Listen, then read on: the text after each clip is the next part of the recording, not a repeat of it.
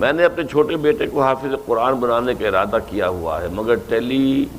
Vision پر سوالات کے ایک پروگرام میں ایک عالم دین نے بتایا کہ قرآن کو حفظ کرنا ایک نفل عبادت ہے جبکہ اس کو سمجھنا زیادہ افضل ہے۔ یہ سن کر میرا جذبہ ذرا سٹ پڑا ہے۔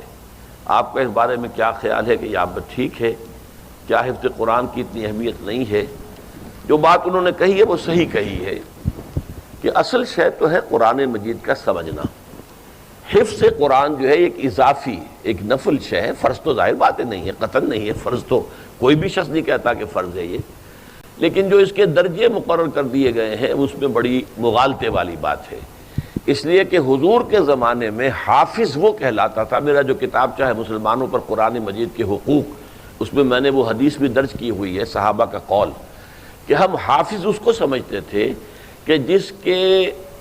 ایک تو حفظ قرآن اس کے ذہن میں محافظے میں موجود ہوتا تھا،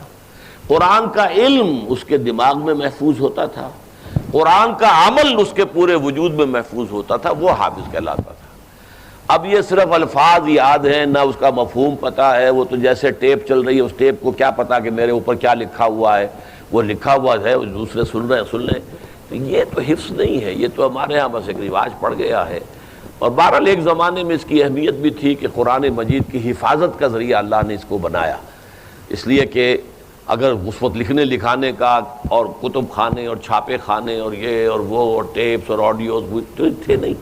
تو اس لیے اس کی جو اہمیت پہلے تھی اب وہ رہی بھی نہیں ہے۔ البتہ یہ ہے کہ اگر آدمی یاد کرے اور جتنا زیادہ یاد کرے گا اتنا ہی اس کے پاس ایک دولت ہے، خزانہ ہے۔